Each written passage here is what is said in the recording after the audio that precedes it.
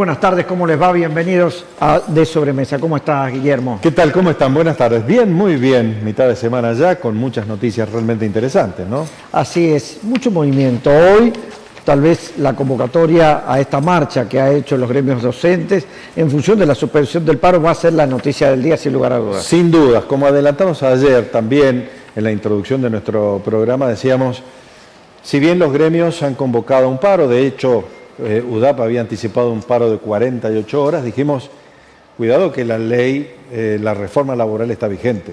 Y la reforma laboral impone, entre otras cosas, la condición de servicio esencial para la educación, con lo cual un aviso, no solamente el aviso previo que corresponde por la ley anterior, sino un plan de acción vinculado a la garantía de una prestación de un servicio esencial de al menos el 75%, también tenía que ser parte del instrumento legal con el cual los gremios anunciaban sus medidas de fuerza. Como nada de eso había sucedido, decidieron levantarlo. Bueno, esta tarde va a haber una marcha, veremos en función de la marcha y la convocatoria que tengan o no los gremios docentes, cuál es la respuesta, cuál es el ánimo que tienen hoy el docente en función de esta negociación de paritarias que están llevando adelante con el gobierno de la provincia. Dicho sea de paso, esa paritaria va a tener continuidad dentro de un día prácticamente, con una nueva convocatoria del gobierno. Repitió el ministro Roberto Gutiérrez en varios medios hoy lo que nos dijo a nosotros aquí en nuestro living la semana pasada sobre la voluntad de negociar, la voluntad de mejorar el sueldo del docente en la medida que no comprometan las finanzas públicas, que lo que se promete y lo que se acuerde y se firme estén en condiciones de pagarlo. Pero también se mantuvo firme en el gobierno en el sentido de día trabajado, día pagado, y eso fue, entre otras cosas, además, la vigencia de la nueva ley o la reforma de la ley de trabajo, el hecho de que se levantara la medida de fuerza. Veremos en qué redunda esta negociación, no digo forzada, pero sí que había sido rechazada por los gremios. Recordamos que la convocatoria anterior padeció de dos ausencias importantes, ¿no? De UDA y de AMET. En el medio de esto, el gobierno de la provincia ha publicado o ha dado a conocer la voluntad de una ley de retiro voluntario que establece que aquellas personas que hoy están trabajando en el Estado puedan acogerse a algún beneficio de retiro que generalmente se les da a quienes están relativamente cerca de la jubilación. ¿Qué es lo que se busca con esto? Mantener siempre el equilibrio fiscal. Lo dijo Pepe Villa en entrevistas que ha hecho con varios medios y dice, señores, hay que mantener el equilibrio fiscal, veremos la ley, pero en principio estamos de acuerdo. Básicamente una cuestión de razonabilidad. No se puede pedir lo que no se puede entregar, otorgar. Y los gobiernos, y particularmente este, no va a comprometer recursos con los que no cuenta. Fue muy explícito Roberto Gutiérrez días atrás aquí cuando hizo una detallada enumeración de las dificultades financieras que representan que por la caída de la recaudación nacional, que sigue cayendo, ¿no? Por supuesto. Es un tema muy preocupante, se vean afectadas los recursos que por coparticipación le corresponden a las provincias. Entonces, un criterio de razonabilidad. Tirar la cuerda hasta donde se pueda tirar sin poner en riesgo lo estructural. Hablando de caídas de consumo, donde también está cayendo el consumo es en el combustible. Claramente. ¿Por qué? Porque volvió a subir el precio de la nafta premium, estamos hablando de que ya está alrededor de 2.000 pesos el litro de premium. Exactamente. Y hay muchos que están restringiendo el consumo de vehículos, muchos están utilizando el transporte público, otros bicicleta o caminando. Sí, claro. Pero esto también significa menor recaudación. Absolutamente. Hay un incremento de los combustibles que viene verificándose y, digamos, su justificación, si hay que ponerla en esos términos, está vinculada a los efectos de la guerra en Medio Oriente. Impacta, y dijimos que iba a suceder, impacta también en la Argentina, aún a pesar de que Argentina recuperó su capacidad de autoabastecimiento, de fraccionamiento y de destilación de los combustibles y al mismo tiempo exporta. Aún a pesar de ello, los parámetros macroeconómicos, macroglobales, digamos, impactan y de hecho ha llevado el precio de las naftas premium por encima de los 2.000 pesos el litro. Han caído las ventas y con ello, naturalmente, la recaudación en un círculo negativo que venimos experimentando ya desde hace mucho tiempo y va a impactar, no sé si en el índice de febrero, pero sí con seguridad en el de marzo. Hablo del IPC que mide el INDEC, con una secuencia de indicadores que podrían echar por tierra lo que anunció el presidente de la Nación, que era la aspiración del índice global de inflación interanual menor al 15%. Esto también ha ocasionado pérdida de la recaudación para algunas provincias e inclusive municipios. Se habla de una pérdida de recaudación del orden de los 3 billones de pesos. Exactamente, 3 billones de pesos es la caída de la recaudación.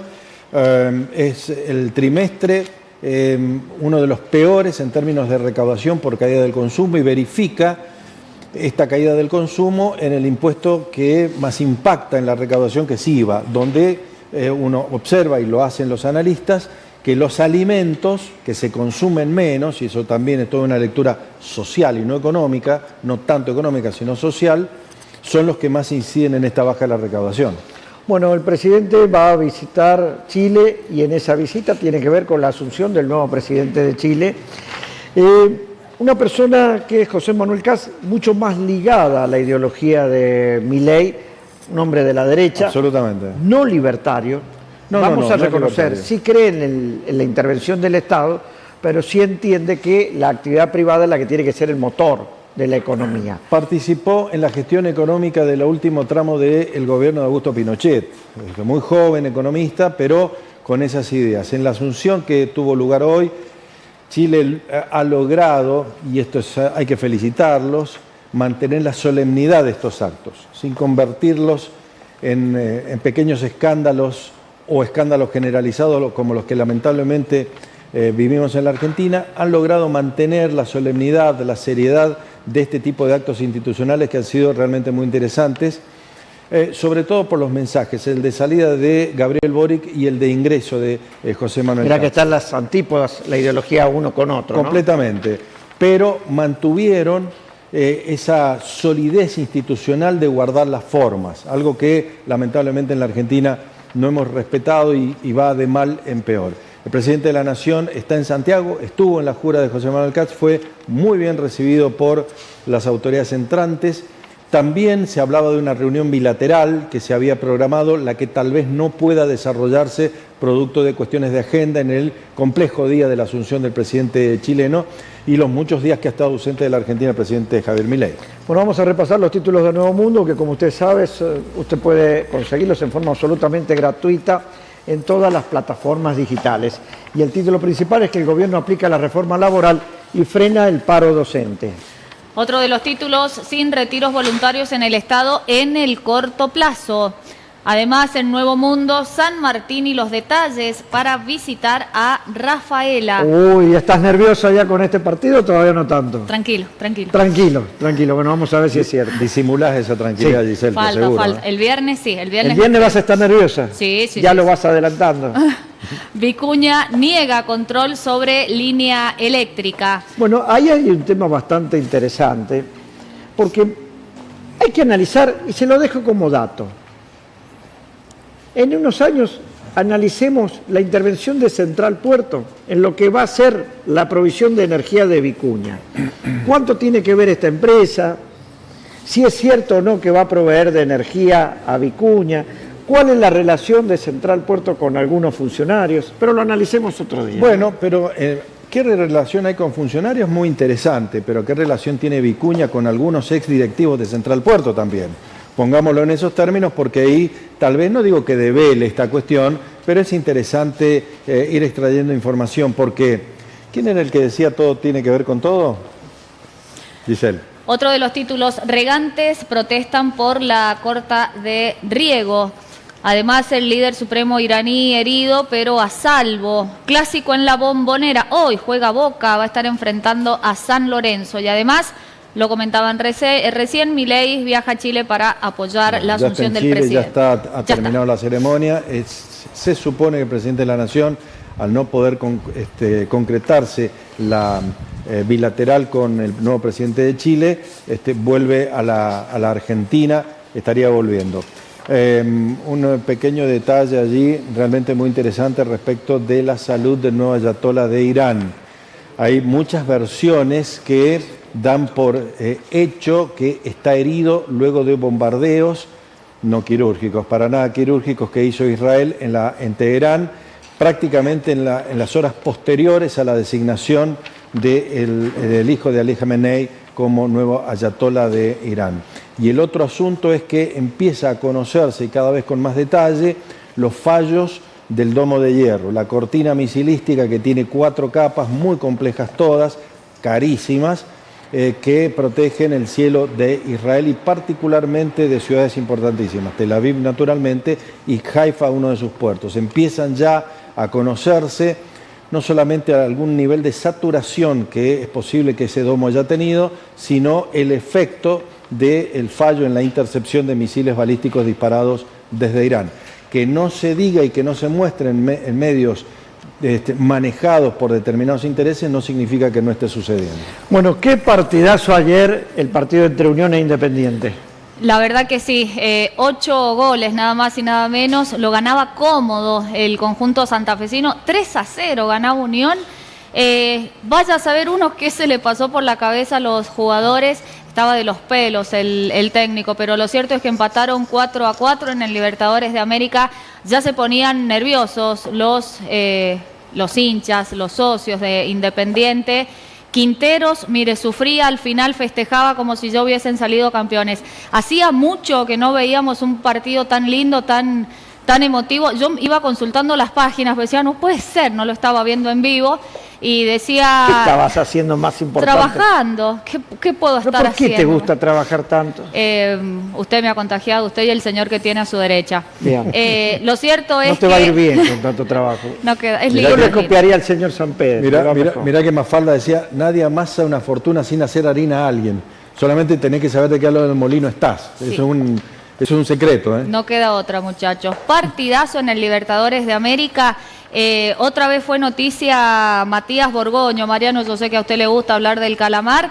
Empató 1-1 con Newell's. Está en descenso directo. Newell's, enojadísima la gente porque empató. Sí. Lo tuvo allí en el final para ganarlo. Lo tapó Borgoño. Hoy juega Boca. En un ratito les cuento. Hay 5 partidos en la continuidad de esta 10ª fecha del fútbol en Primera División.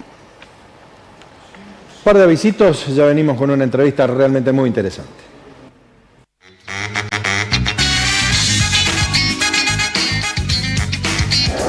Te invitamos a descubrir Los Azules, un proyecto diseñado para que una vez que concluya la explotación, las instalaciones puedan ser utilizadas por todos los sanjuaninos.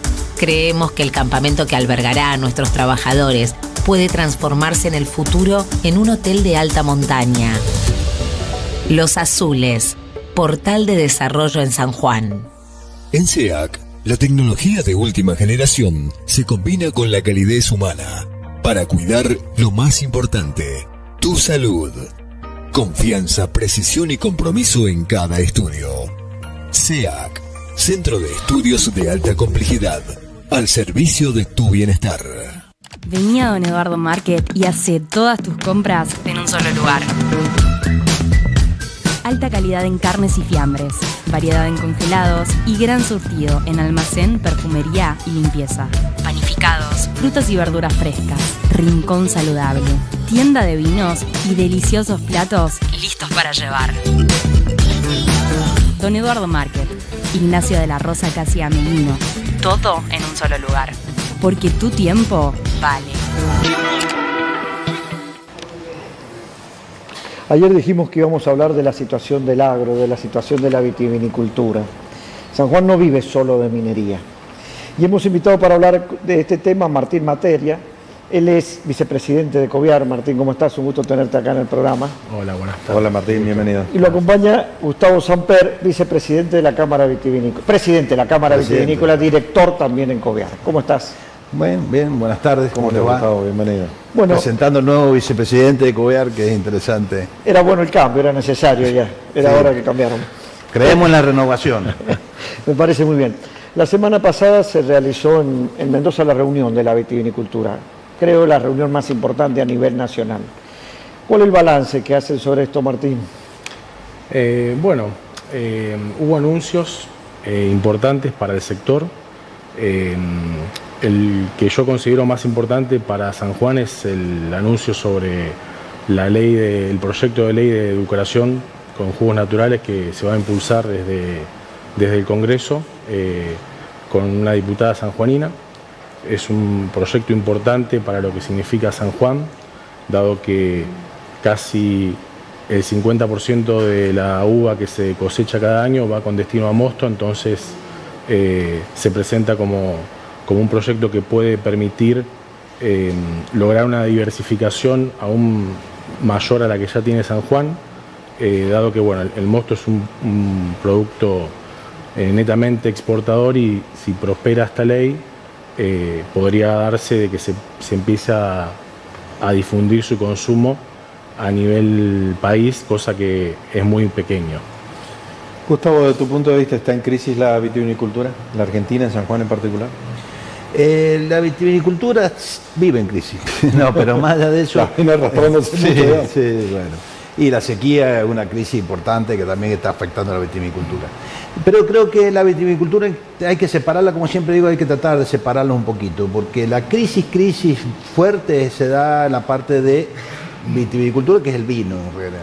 El mosto sigue andando, estamos cargándoles tintas al mosto que salve la vitivinicultura y creo que es un error conceptual de decir que el mosto salve a toda la parte vitivinícola. Me parece que no corresponde cargarle las tintas a otros. La pasa que en San Juan somos bastante diversificados, creo que está andando bastante bien con valores normales. Creo que la parte del vino es la que más complicada está, que es la que veo que se está achicando y casi perdiendo. Creo que ahí hay un problema grave porque si bien toda la viticultura tiene que andar, todos sus pies y todas sus columnas tienen que estar más o menos fortalecidas. Se te cae una parte y afecta a las otras. Indefectiblemente, dentro de la bodega haces vino, haces mosto, y por más que vos no quieras hacerlo, te afecta una con la otra. O sea, es complicado. Martín, hoy estamos con un consumo promedio más o menos de 15 litros por persona por año. No hablemos de los 80 que tuvo la vitivinicultura en su mejor momento, porque eso no existe en ningún lugar del mundo. Está. Ahora, ¿es viable la cantidad de viñedos que hoy tiene Argentina con esta cantidad de consumos o no? A nosotros nos gusta más pensar en la idea de diversificar, más que hablar de crisis, si bien es realidad que el consumo per cápita ha caído. Si se lo compara con los 80 o 90 litros per cápita que se consumían hace 20 o 30 años atrás, otra realidad también es que la población ha crecido, entonces medido en términos de volumen quizá no haya tanta diferencia, pero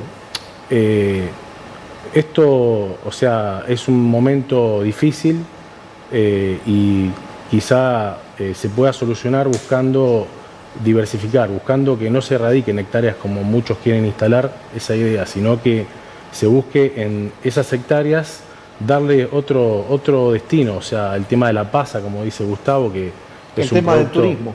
Turismo también, y el tema de lo que comentaba hace un ratito, de la ley, el proyecto de ley que en caso de avanzar puede permitir al mosto de uva tener más consumo interno y por ende más demanda y como consecuencia traer más producción. Entonces la situación es difícil, pero confío en que si se pueden lograr estas ideas de buscar mayor diversificación, se le puede buscar un lugar distinto a esa uva que por ahí está costando ingresar a que sea hecha vino. Ahora, Martín, han habido visibles cambios en el gusto del consumo.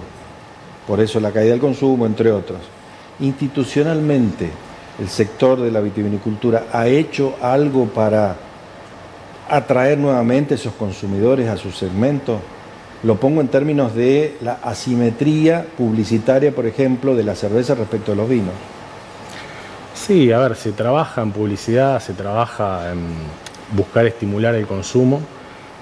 Lamentablemente estamos ante una tendencia global. Y no solamente el problema es el consumo del vino, el problema es con el alcohol. O sea, hoy en día también ha habido caídas en consumo de cerveza y otras bebidas alcohólicas. Entonces el problema no es exclusivo de la vitivinicultura, sino también hay una tendencia global con la reducción del consumo de alcohol, lo cual cualquier campaña o cualquier medida institucional que se pueda tomar es difícil ante este momento que está atravesando, pero bueno, La realidad es que queremos ser optimistas y pensar que es cíclico y que en algún momento... Va a terminar. Claro, cuando si no sería viñatero. El bolsillo de la gente. Si hay algo que caracteriza al viñatero es la esperanza. Esa esperanza que tienen todos. Totalmente. El año que viene va a valer más. 4 años yéndole mal y siguen esperando. Pero hoy ese viñatero tiene un problema mayor. Mucho. Cuando va a la bodega no le fija precio. Y le dice, déjalo si querés, si no, llévatelo. Y no te fija precio. Sí, no es tanto pescado si querés, tampoco. Estamos intentando una tormenta dura, pero tormenta como tantas otras que hemos tenido en la historia de la vitivinicultura. No es tampoco traerla, tirarla, dejarla. Estamos intentando llevar adelante un proceso que tenemos que sortear. Creo que tanto para el viñatero como la bodega estamos con problemas tanto financieros, de venta, de caída de venta, y tratar de buscar nuevos nichos. Yo creo que de la mano del mosto podemos lograr, por lo menos en San Juan, que yo soy defensor siempre de la vitivinicultura sanjuanina, creo que ahí es donde podemos salvar un poco la ropa. Bianchi, proceso de convocatoria. Hay otras que cerraron directamente. Acá en San Juan deben haber el 30% de las bodegas que existían hace 20 años.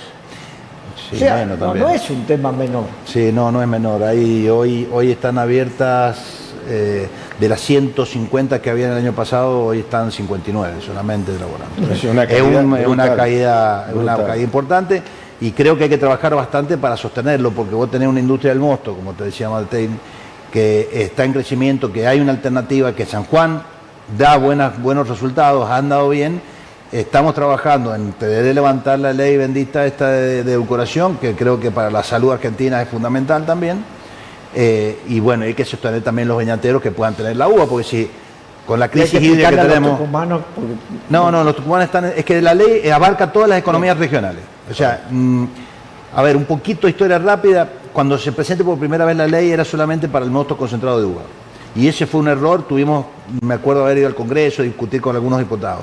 Después se hizo la segunda parte, que ya abarcaba todas las economías regionales, y esta presentación nueva, que es la que hemos estado trabajando con Martín, que es mejores ideas que de él no pueden venir, abarca todas las economías regionales: manzana, peras, naranja, limones, azúcar. Lo que no abarca es el jarabe de maíz de alta fructosa, que es realmente lo más nocivo que hay en consumo. Mucha esperanza puesta en ese proyecto de ley, pero imagino que no es lo único de un plan estratégico, ¿no? No, por supuesto. Hablando en general, se habla también del tema de las pasas de uva, y más puntualmente para San Juan, que dentro de todo es la provincia que más diversificada se encuentra. No tiene el problema grande San Juan tanto como Mendoza, que es una provincia que está más dedicada a la producción de vino. También está el tema para lo que es mosto Brasil, o sea, es un mercado importante, y que hoy tenemos prohibido el ingreso a ese mercado con envases superiores a 5 litros, con lo cual limita por una disposición del reglamento vitivinícola del Mercosur. Eso limita mucho el comercio entre Argentina y Brasil, y bueno, se está trabajando desde COVIAR, desde el gobierno de San Juan, desde Cancillería Argentina, para lograr, aunque sea un cupo, que se habilite hacia ese mercado, lo cual, en caso de prosperar, sería también muy bueno por una cuestión de diversificar más lo que actualmente hay. Así que en eso también se está trabajando como parte del plan estratégico referido al mosto. Iniciamos la nota señalando que la minería no es el único factor de desarrollo de la economía de San Juan, lo es nuestra industria de base. Por eso, como siempre, Gustavo, nuestro interés editorial está en actualizar esta información, y vamos a volver a conversar. Les agradecemos a ambos haber aceptado la invitación. Por favor, muchas gracias. Un placer. A su disposición. En un par de minutos nada más, seguimos con más de Sobremesa.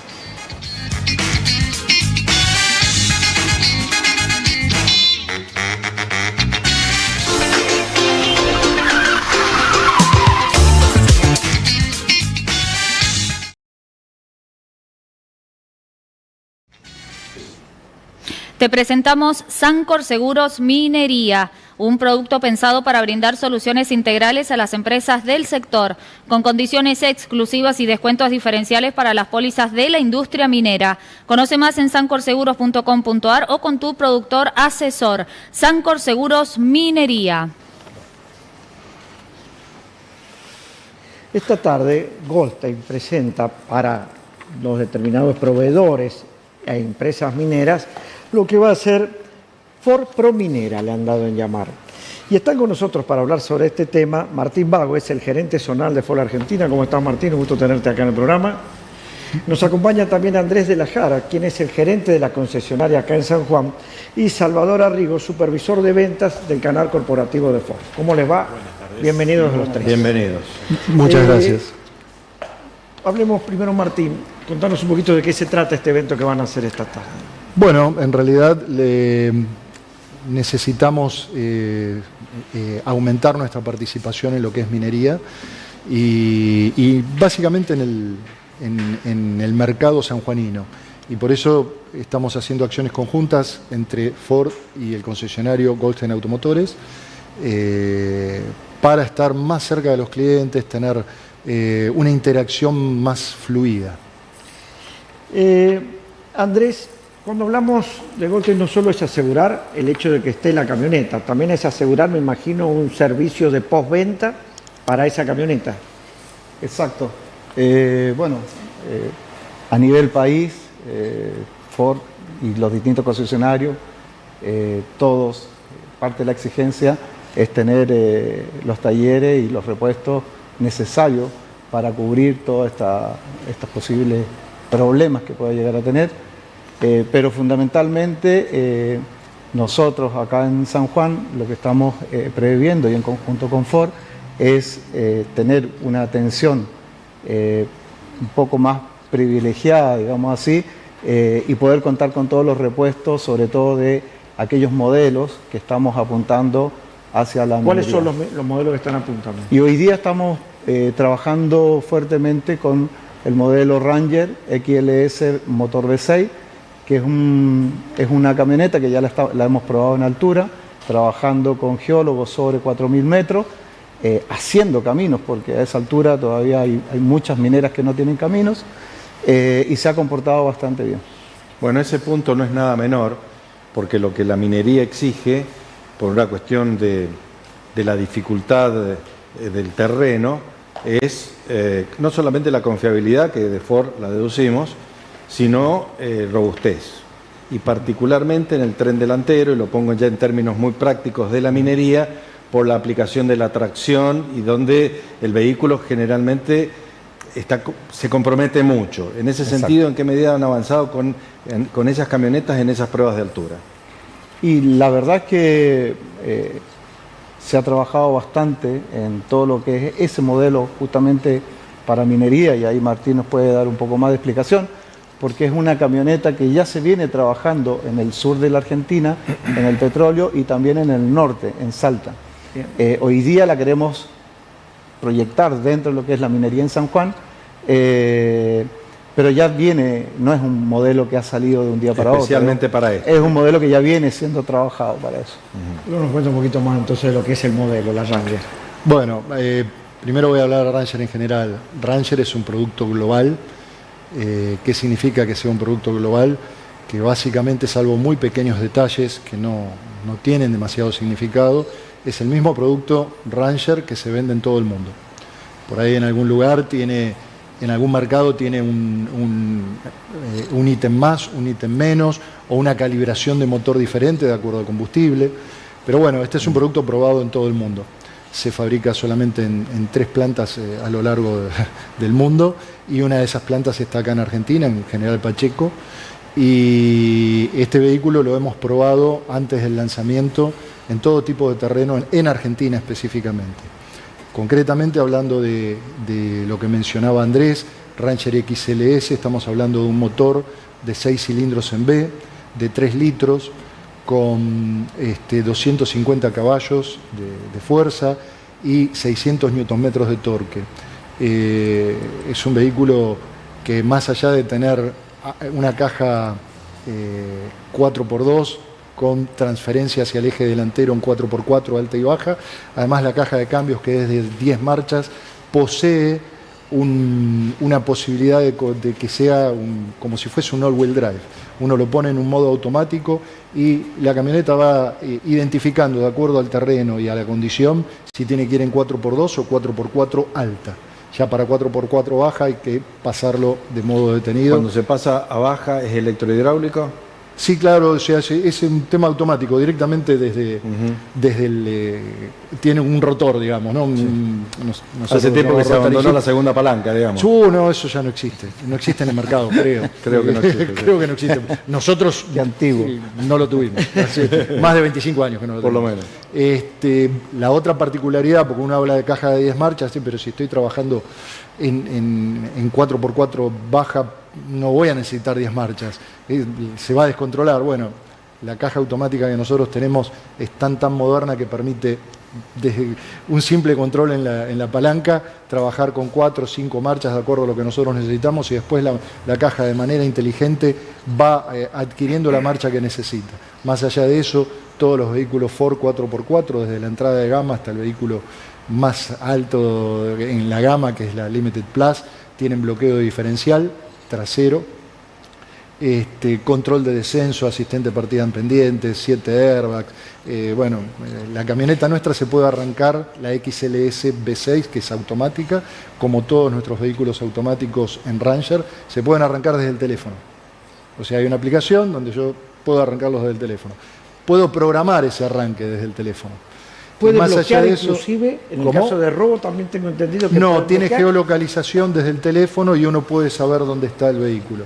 Y entonces fácilmente, la justicia, porque ante un robo tiene que intervenir la justicia, no solamente la policía, puede identificar dónde está el vehículo. Puedo saber el kilometraje que tiene, la calidad de aceite, la vida útil del aceite que le queda, el nivel de tecnología combustible. full. Sí. Mencionaste varias veces la potencia del motor. Sí. En minería se utiliza lo que se denomina motor caliente. El motor se pone en marcha una vez y está en marcha incluso cargando el tanque. Eso también lo han probado y lo pongo en términos de la dificultad que representa a veces el arranque en frío a baja temperatura y con mucha altura. Bueno, acá hicimos algunas pruebas y la verdad es que resultaron exitosas. De hecho, no voy a dar nombres, pero hay clientes más que representativos en la provincia de San Juan, donde justamente han destacado el arranque en frío, que era maravilloso. Por eso lo pregunto. Y concretamente, Andrés mencionó en algunas oportunidades el tema de Salta, que fue donde lo hicimos, y ahí llegamos hasta 4.500, 4.800 metros, y hoy en día las camionetas están trabajando sin ningún tipo de problema. Igual quiero aclarar algo, más allá de los niveles de altura, el clima de Salta sigue siendo frío y demás, es distinto a los 4.500 metros de San Juan. Claramente. No son iguales. Pero, digamos, hablando mal y pronto, la camioneta se la recontrabanca. Salvador, contanos un poquito cómo es entonces el evento esta tarde, quiénes pueden asistir. Es por invitación, tengo entendido. ¿Perdón? Es por invitación el evento. Es por invitación.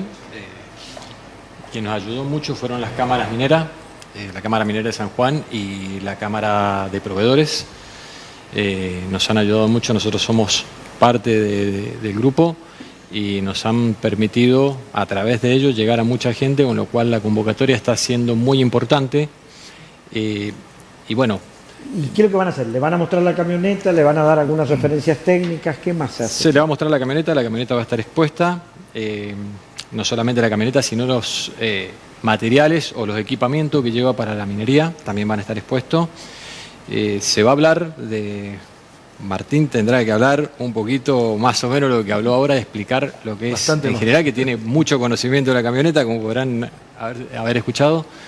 Y bueno, también va a hablar la gente de las cámaras, algo de financiamiento se va a hablar, y como comentaba Martín, hay gente que ha probado la camioneta, vamos a pedir su testimonio para que cuente cómo funcionó, tanto de estar en cero a arrancar bajo temperaturas y todo el trayecto, el movimiento que hizo en la mina. Muy bien, muchísimas gracias a los tres, gracias por estar acá presentes. Entonces, hoy a las 18, en el local de Mario Goten, estamos hablando en la esquina de General Paz y Avenida Lem. Correcto. Muchísimas Los gracias. esperamos. Gracias a ustedes. Gracias. Vamos a un pequeño auspicio y vamos a hablar de la convocatoria, lo que fue en un principio a la huelga por parte de los gremios docentes, ahora a la marcha. Y la interpretación que hace el Gobierno de San Juan, particularmente la Subsecretaría de Trabajo, de los alcances de esta nueva estructura de la ley de trabajo, o la modernización laboral, como se la deben llamar, tanto debate que hubo al respecto. En un ratito nada más, aquí con ustedes, en De Sobremesa. ¿Sabías que tenés un montón de alternativas para pagar tu factura de Naturgy de la luz? Escuchá, Plus Pagos, Rapipago, Pago Fácil, Mercado Pago, Lotipago, Cobro Express, Pronto Pago, Débito Automático, QR con cualquier billetera virtual o usar nuestra aplicación para Android. Me cansé. Y si la factura venció, también podés pagarla por la web, en Plus Pagos y en Rapipago. No pierdas tiempo, disfrútalo. Naturgy, siempre más para vos. ¿Y el asadito? ¿Qué pasó, Rubén? ¿Vos te vas a encargar? Pegamos unas pizzas. ¿Qué pizza ni qué pizza? Mirá, te apuesto que si consigo todo en menos de 15 minutos, no solo vos te pagás el asado, sino que vas a lavar todos los platos. Dale, hermano, yo te tomo la apuesta. Pero mirá, te quedan 14 minutos, Apurate. En Napoli, tienda de frío, encuentro de todo. Bebidas bien frías, verduras listas, una buena picada y la mejor carne, seleccionada por expertos. No tengo que sacar números, no espero. Entré y salí en minutos. Me parece que alguien perdió la apuesta. Nah, no puede ser, hermano, vos has hecho trampa. Ya lo tenías preparado. No es hacer trampa, uno sabe a dónde ir. A ver cómo está esa carne. Una mantequita. Napoli, tienda de frío. Fácil, rápido y al mejor precio. En Río Shop Deco, en esta vuelta al cole, aprovecha si pagás al contado o débito un 10% de descuento. Y además, sorprendete con el mayor surtido, con todos los personajes y el mejor precio del mercado con la mayor financiación. Río Shop, en el Hipermercado Libertad.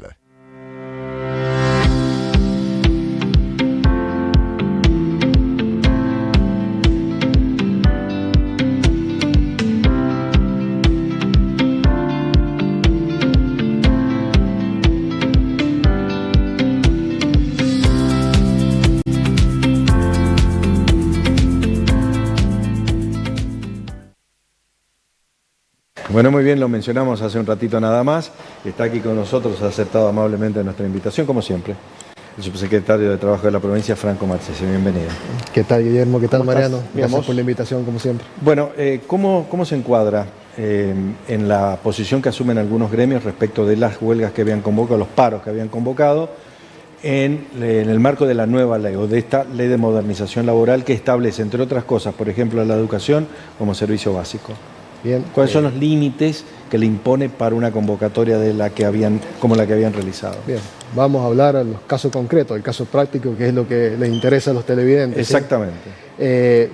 Como ustedes saben, el día viernes último, ¿sí?, salió publicado en el Boletín Oficial de la Nación la nueva ley de modernización laboral, es decir, publicada y promulgada, lo que quiere decir que la misma se encuentra vigente. Plena vigencia. Plena vigencia tiene la ley desde el día viernes, y la cual establece, entre otras cosas, reforma de diferentes leyes de carácter laboral. Una de esas, que es el caso que nos ocupa, esta ley lo que viene a hacer es reformar el artículo 24 de la ley 25.877, que es una ley que trata de diferentes temas laborales, pero en el artículo 24 trata sobre los conflictos colectivos de trabajo, ¿sí? Lo que hace esta ley, esta nueva ley de modernización laboral, es reformar ese artículo y blanquea una situación que ya venía desde el 2023 con unos decretos que habían aparecido, que es establecer cuáles son los servicios esenciales a prestar, ¿sí? Hace una enumeración de servicios esenciales, hace dos categorías, servicios esenciales, y otro de una categoría menor, ¿sí? Lo cual para los primeros establece que los sindicatos, al momento de que anuncian medidas de fuerza, deben garantizar, ¿sí?, como mínimo el 75% de la prestación de ese servicio esencial. Ahora, ¿cómo lo pueden garantizar? No es tan fácil. Bueno, ahí está el tema. Porque previamente, ¿cómo hacen para saber quién se va a plegar o no a una huelga? Y garantizándolo con un plan, por ejemplo. Ahí está el tema. Primero, aclarar, esta ley es bastante nueva, no tiene ni una semana de vida, y ya se sabe, la misma ley lo dice, el Poder Ejecutivo deberá reglamentar, sacará varios decretos reglamentarios de aquí hasta el fin de sus días de esta ley, para que nosotros sepamos cómo aplicar el caso concreto. Mientras, tendremos que ir paso a paso, nadando a ciegas, como quien dice, y es por eso que la provincia de San Juan es la primera en aplicar esta nueva ley de modernización laboral, ¿sí?, en todo el país, y somos pioneros, y en razón de eso, como le digo, vamos paso a paso, vamos viendo. En ese caso, ¿cómo se aplicaría, Guillermo?, que es lo que me preguntás. Los sindicatos, la ley dice que deben asegurar el 75% del servicio esencial, ¿bien?, la prestación de ese servicio. ¿Qué quiere decir esto? Que cada vez que los sindicatos hagan una presentación ante la autoridad laboral estableciendo que van a tomar medidas de fuerza, paro, huelga, como es el caso, deben acompañar además un plan de acción o contingencia en el cual se garantice la prestación de ese servicio esencial, de ese 75% del servicio esencial. ¿Qué quiere decir esto? Que además del escrito donde van a decir ellos, vamos a hacer paro tal día, tal fecha, tal hora, me deben acompañar a la Subsecretaría de Trabajo, que es la autoridad laboral, un plan, ¿sí?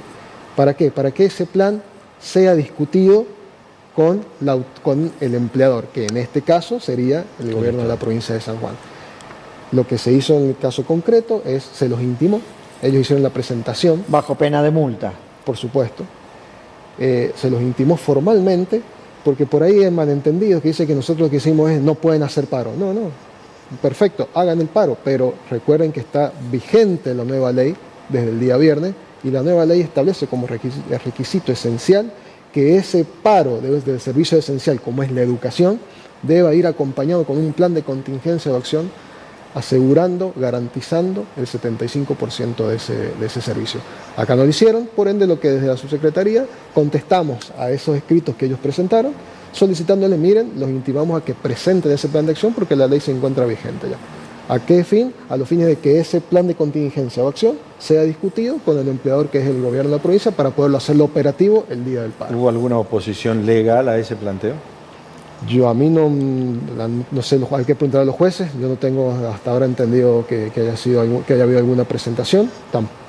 Esta mañana sí entró en la Subsecretaría de Trabajo un escrito anunciando que se había suspendido los paros y por supuesto recriminando que no estaba bien aplicado nuestra interpretación al caso, que no le corresponde, que la ley es inconstitucional. Pero eso lo tiene que decidir un juez. Eso lo único que lo puede decidir es un juez. Mientras esté vigente, yo estoy obligado como funcionario público a aplicarlo. ¿Qué va a pasar con el tema también del conflicto con el área de la salud, que a través de redes sociales habrían también convocado a medidas de fuerza? Sí. ¿Han sido notificados de estas medidas de fuerza? No. Y en el caso de ser notificados, ¿cuál va a ser la medida que va a tomar el gobierno? Bien, como ustedes dicen, se han anunciado unas medidas de fuerza por parte del Sindicato de Profesionales Médicos. A la Subsecretaría de Trabajo todavía no ingresa ningún tipo de escrito al respecto, es decir, no hay ninguna presentación formal. Están en plazo de hacerlo todavía, así que, pero ya con estos antecedentes que he sembrado desde la publicación de la nueva ley, saben muy bien que deben, una vez que hagan la presentación, como es un servicio esencial, la salud también, deben presentar ese plan de contingencia. Esta nueva ley recientemente sancionada, promulgada, publicada, vigente, ¿establece algún tipo de penalidad para quienes la infrinjan desde el punto de vista de la decisión sindical? Eso va a ser reglamentado con el correr del tiempo, sí. Por lo pronto, nosotros lo que haríamos sería aplicar las leyes supletorias, en este caso la ley de la Subsecretaría de Trabajo, que establece que en ese caso, al infringir una normativa de ese aspecto, se le aplicarían multas porque estarían llevando a cabo medidas de fuerza ilegales, ¿sí? Muy bien, antes de despedirnos y saliendo un poquito de ese tema, ¿están viendo un incremento en la cantidad de despidos en el sector privado o se mantiene de acuerdo a las cifras normales de esta época del año? Se está manteniendo de acuerdo a las cifras normales, muy parecido a lo del año pasado y al anteaño pasado, ¿sí? Sí, lo que hay ahora mucho movimiento, por ejemplo, hay diferentes movimientos dentro de la minería, empresas que han perdido licitaciones dentro, por ejemplo, de licitaciones de prestación de empresas que prestan servicios gastronómicos y se hacen el traspaso a esos trabajadores y nosotros mediamos en ese traspaso para que se haga acorde. Ejemplo, tenemos un caso de Veladero, que una empresa perdió la empresa que estaba antes, que era Aramark, prestando el servicio de catering a Veladero, perdió esa licitación y ahora ganó una nueva empresa y ahora estamos justamente mediando para que esos 203 trabajadores que estaban prestando servicio arriba puedan pasar a la nueva empresa, de qué manera, y si en el caso que no puedan pasar, que se los indemnice como corresponde. Hay otro tema, también se preguntan algunos si están controlando el hecho de que, me dicen, lo dijeron acá, por lo menos personal de empresas de seguridad, de que había algunas empresas que estaban licitando con precios menores a lo que establece el régimen laboral de la actividad. ¿Se está controlando por parte de la Secretaría? Digo, si alguien licita con un precio menor, significa que van bajo precio. Mariano, eso no es competencia de la subsecretaría. Nosotros simplemente nos regimos, nos dedicamos somos competentes en entender las cuestiones de conflictos laborales. Esas son cuestiones ya de los pliegos de condiciones que presentarán en cada repartición o en cada empresa para ganar la licitación o no. Eso la verdad que escapa a nuestra competencia. Bien. Volviendo respecto de la situación laboral en el sector privado, ¿se ha experimentado en los últimos días un incremento de despidos en el área de supermercados o cadenas de supermercados? Ustedes saben, ha habido 2 casos, ¿sí? Primero el del Hiper Libertad, pero ahora más que nada estamos en una situación de ¿cómo se puede decir?, de duda respecto de qué es lo que sucedía. Nadie estaba seguro qué es lo que estaba sucediendo, porque había muchas palabras respecto que decían que se iba a ir el hiperlibertado, que venían de Córdoba a comprar, los otros compradores y demás. Y esa situación es lo que hemos hecho nosotros a través, por supuesto, de una denuncia que hubo por parte del Sindicato de Empleados de Comercio, para que nosotros interfiramos, ¿sí? Y ahí para dar un manto de claridad a la situación. Por ahora está todo arreglado, no ha habido ningún despido en el Hiperlibertad, ¿sí? Es decir, se está todo llevando a cabo normalmente. Las audiencias ya terminaron ante la Subsecretaría de Trabajo sin ningún problema, ¿bien? Sigue todo de manera normal.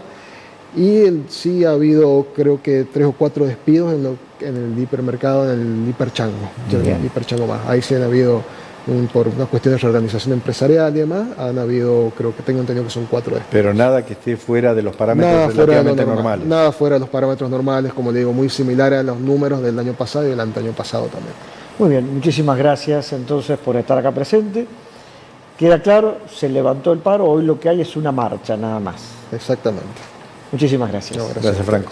Vamos al corte y en un ratito vamos a estar hablando con Jorge Hirsch. ¿Cómo le decís vos? Cerebrito Hirsch.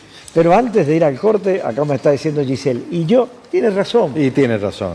Vamos con Giselle. Hablamos de la Liga Federal de Básquet porque se acerca el día para la gente de Urquiza. La verdad que hay mucha expectativa.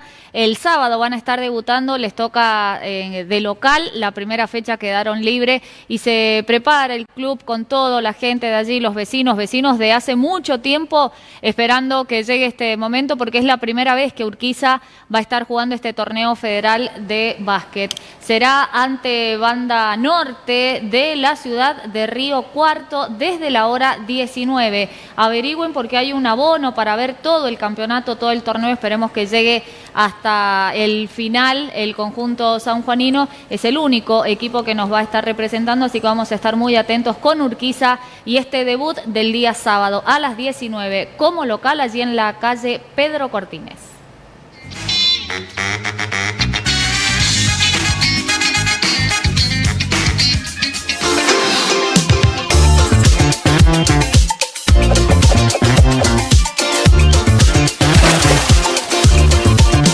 De fútbol porque hoy se completa con 2 partidos, pero vamos a compartir los resultados que ha dejado esta jornada que se estuvo disputando ayer. Hay que decir que hoy va a estar jugando Unión. Unión es el puntero, tiene 12 puntos. Atenas allí lo alcanzó, pero bueno, tiene un partido menos. Podemos compartir, Ale, los resultados que se han dado. Bueno, es en primera división también, está perfecto, Ale. Hay que decir que la anterior, usted que puede ahí. Hay que decir que recordamos el empate 4-4 entre Independiente y la gente de Unión de Santa Fe. Se le fueron al árbitro. Yo no sé qué reclamaban los jugadores de Unión si ganaban 3-0, si se les escapó el partido allí al final, pero bueno, son cosas que pasan. Hoy va a estar jugando Boca 19:45 frente a San Lorenzo. Un partidazo, Partido Te diría hermoso. que es clásico, este tiene características de clásico, porque muchos dicen San Lorenzo el rival es Huracán. Si vos le preguntás, salvo los que son de Parque Patricio y de Boedo, pero hoy es más clásico para el hincha de San Lorenzo jugar contra Boca que jugar contra Huracán. Sí. Lo tienen como un clásico con mucha más rivalidad. Y el historial es muy Guillermo? bueno. Totalmente de acuerdo. El historial es muy bueno para San Lorenzo, así que saludos para los Cuervos. Ahí están los resultados que ha dejado hasta el momento esta quinta fecha del fútbol sanjuanino, que también tuvo afectada esta medida de fuerza aquí en San Juan. Colón empató con Desamparados 2-2, Defensores de Argentinos le ganó por 1-0 a Villa Ibáñez, Marquesado le ganó 5-0 a Carpintería, Atenas venció 4-1 a Rivadavia, San Lorenzo no se sacó ventajas en Uyum, ante Alianza empataron 0-0 y López Peláez como local le ganó 2-1 al Atlético Minero. Bueno, vamos a hablar con nuestro amigo Jorge Gis, a quien tenemos el gusto de tener acá en el programa. Jorge, ¿cómo estás? Hola, Jorge. ¿Cómo te va? Un gusto tenerte nuevamente acá. Cerebrito. ¿Todo bien? Bien, bien, muy bien. ¿El saco? No, hace calor para andar de saco. Sí, ya sabemos que hace calor, sí. Pero... yo vengo la primera y la última. Nada más. Ajá, nada más. En el medio por ahí puedo colar un saco si hace frío. Bien, me parece muy bien. ¿Sabes qué? Cuando va a dar una charla... Claro, sí. No. Yo quisiera saber si cuando vas a dar charlas en todo el mundo, ¿cómo te pones? ¿Si usas saco o no? Depende. Bueno, decir que no hay normas escritas acá porque si no... Pero... Yo sé que el saco es elegante y queda bien, pero hace calor. Bien. ¿Te parece que hablemos de metacognición? ¿Qué es lo que es? Bueno, vos sabés que la metacognición es lo que nos define como seres humanos. Básicamente, ustedes y yo y todos los que estamos acá nos pensamos a nosotros mismos.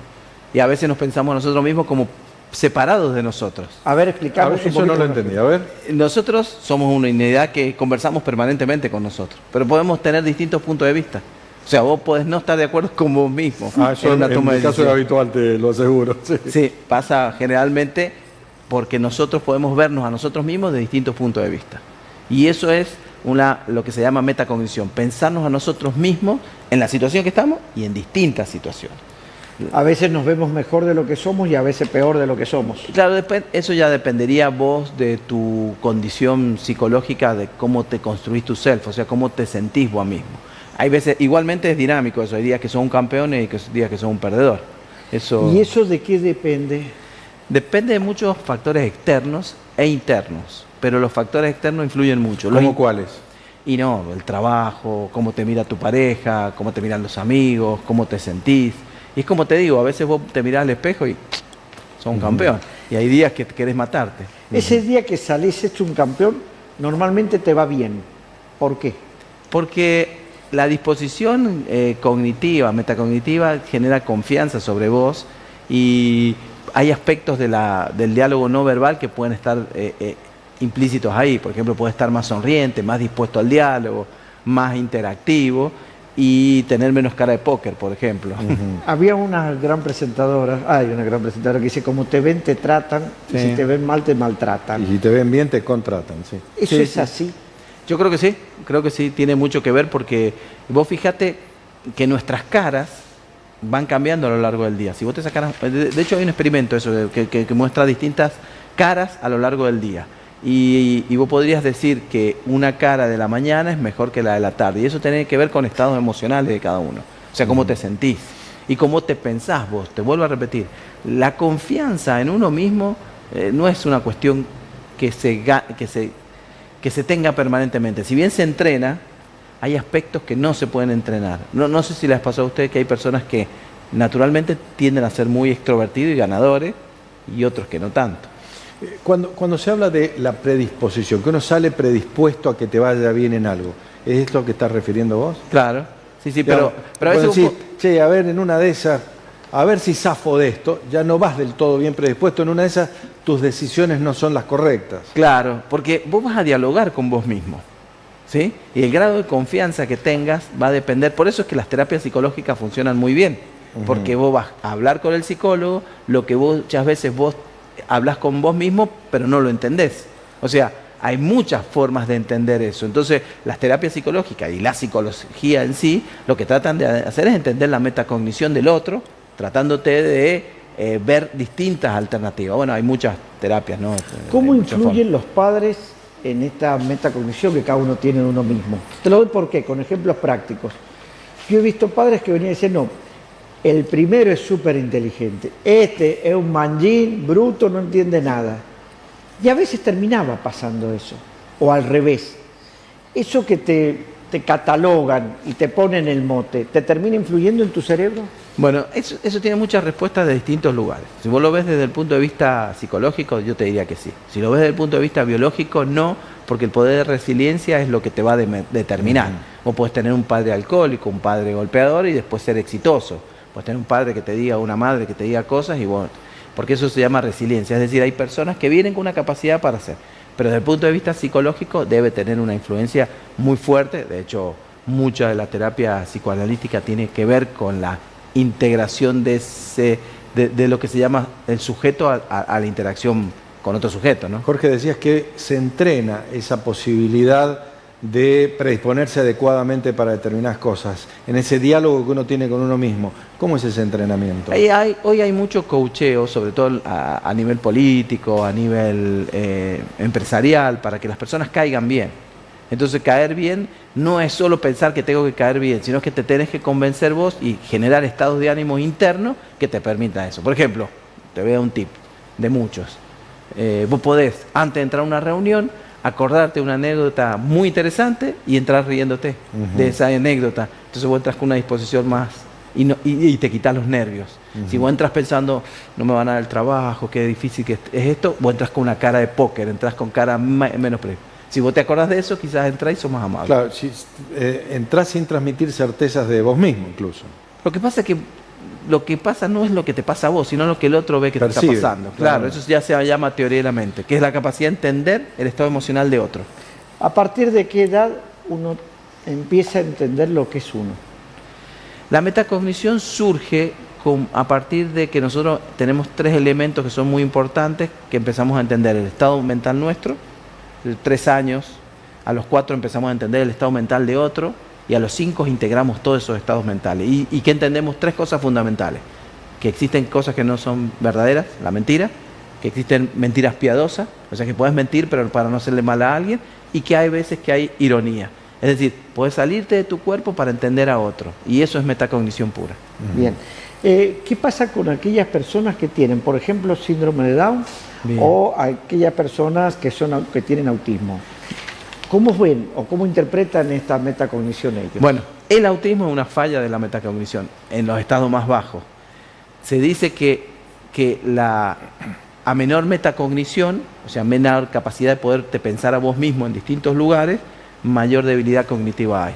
Es decir, que una persona con síndrome de Down, no por tener síndrome de Down, tiene debilidad cognitiva. La debilidad cognitiva es la relación proporcional entre su mente y la capacidad que tiene para manipular esos estados mentales dentro de él. O sea, no es sumar y restar lo que te hace inteligente. Lo que te hace inteligente es la capacidad que tenés para proyectarte hacia el futuro vos mismo. Y eso también, no digo que se entrene, pero se puede llevar a que esas personas mejoren esa condición. Claro, nosotros, por ejemplo, cuando incluimos un niño en una escuela, lo que queremos es que las relaciones sociales tienden a mejorar esta capacidad cognitiva. Mientras más solo estás, más bajas son. Entonces, las personas con síndrome de Down son el ejemplo más claro de todo. Cuando la sociedad los ocultaba, estaban en su casa con una debilidad cognitiva grandísima. Absolutamente. Hoy están trabajando en una escuela, en fin, en distintos lugares. Es decir, el síndrome no cambió nada, lo que cambió es cómo la sociedad lo mira. Y eso potenció su capacidad cognitiva. Hay mucha gente que por ahí, cuando vos trabajás en Irina, ¿vos ves que tienen esos problemas de no reconocerse a ellos mismos? ¿De personas regulares, decís vos? Sí. Lo que pasa es que todos nosotros, la normalidad de nosotros es tener metacognición. De hecho, los animales también los tienen. Lo que pasa es que los animales, por ejemplo, pueden no decidir sobre muchas cosas. Nosotros, naturalmente, tenemos que tenerla. Cuando hay una falla de la metacognición, estás dentro de una patología. Por ejemplo, cuando empieza el Alzheimer, cuando empiezan las demencias, cuando empiezan algunas cuestiones como el Parkinson. Pero para contestar un poco tu pregunta, puede haber más inteligente en ese aspecto y menos inteligente. El menos inteligente tiene menos capacidad de ser flexible. Bien. ¿El egocéntrico qué pasa? Se ve... ¿Qué hay? Ese es un tema... El egocéntrico, sin entrar directamente en cuestiones más como las narcisistas o dentro de las psicopatías que se ven, el egocéntrico tiene la capacidad de ver el mundo a partir solo de su capacidad mental. O sea, yo puedo decir, no, esto a Mariano no le va a gustar. Entonces yo digo, o a Mariano le gusta esto, le voy a regalar esto, porque me pongo en tu lugar. El egocentrista no tiene casi esa capacidad, está siempre mirando el mundo desde su punto de vista, sin que haya otra diversidad en el pensamiento, como sería el narcisismo. Es una condición psicológica. Son construcciones dentro de una diversidad. No digamos de cerebral biológica. Por ejemplo, la psicopatía se está probando que hay una alteración de la perfusión del lóbulo frontal. Entonces, algunas personas con psicopatía tendrían menos funcionalidad de la corteza orbitofrontal, que es la que te determina los valores morales y éticos, y que te dice qué está bien y qué está mal. Entonces, hay mucha, te digo, se cree porque hay estudios que lo avalan y otros que no, pero sí que hay alteración de esta corteza y las personas pueden juzgar cuestiones morales distintas y entonces hacer daño. Bien. Jorge, como siempre, muchísimas gracias. ¿Tenés un viaje planteado o todavía no? ¿Cómo? Llevas mucho tiempo en San Juan. ¿No Sí, porque estoy con mucha actividad por Zoom. Ya el mes que viene empiezo ya a viajar bastante. O sea, descartamos que venga con saco la próxima. Sí. La próxima vengo con saco. Bueno, dale. Fantástico. Me compró uno. Bueno, dale. Sí tenés. Muchísimas gracias, Jorge. Chao, gracias a usted. Gracias. Bueno, vamos a ir al corte y ya venimos para el cierre de Sobrepesa. San Juan. Una tierra que se propuso transformar su riqueza natural en oportunidades a través de la minería. En Veladero, hace 20 años somos parte de esa historia, con un equipo de miles de personas talentosas, empresas locales y una comunidad con sueños y proyectos. Hoy, un mundo mejor necesita más minerales. Con San Juan y desde Veladero, estamos listos para seguir generando un legado de valor.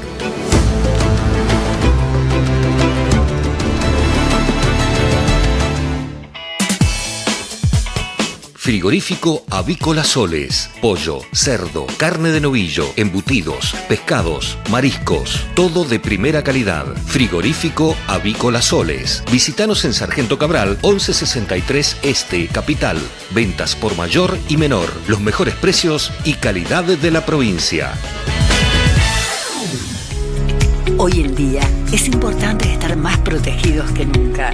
Es por eso que trabajamos con más de 18 compañías y somos líderes en el mercado asegurador. Tenemos las coberturas más completas para proteger tu vida, tu salud, tu familia y tus bienes personales. Asegura con nosotros. En Broker Andino sabemos el valor de las cosas.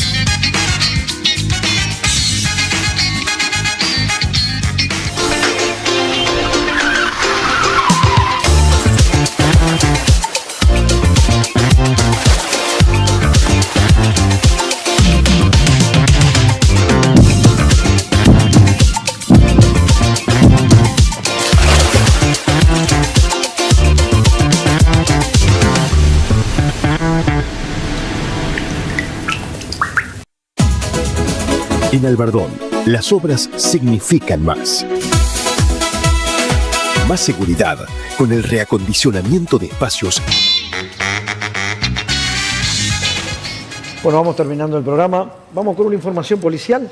Bueno, destacamos lo que le sucedió a un trabajador, en este caso un delivery de pedidos ya, que, bueno, lamentablemente fue brutalmente golpeado, asaltado en la zona del barrio Teresa de Calcuta, en el departamento Pocito. Más allá de los golpes y demás, aprovecharon la debilidad de este hombre de 62 años para sacarle el celular y sacarle de su billetera virtual, hacerse una transferencia cercana a los 400.000 pesos. Cada vez, lamentablemente, hay menos trabajadores que quieren llegar a esa zona de Pocito, en el barrio Teresa de Calcuta, ya sean taxistas, trabajadores de aplicaciones de autos, quien lleve algún pedido de comida, de lo que sea, de farmacia, ya no quieren saber nada con ingresar a esa zona. ¿Cuánta distancia hay entre la estadística delictiva y la realidad que percibimos respecto a la delincuencia, ¿no? Y eso es una discusión de nunca acabar. ¿Te crees que te digo una cosa?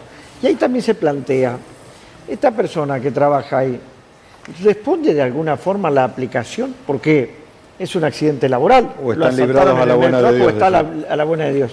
Y ese es el problema de muchas de estas aplicaciones virtuales, ¿no? Sí, claramente. Están indefensos los trabajadores. Sí, claramente. Y como relataba Giselle, corriendo gran riesgo en algunas zonas de San Juan. Por eso la mayoría van armados. Recuerda cuando llevaba un machete, Sí. un trabajador de delivery y bueno, lo interceptó la policía, un hecho demasiado confuso, pero todos llevan algo para defenderse, lamentablemente. Bueno, una buena noticia para la Argentina y es que logró un principio de acuerdo con los tenedores de bonos de la deuda de nuestro país, defaulteada en 2001.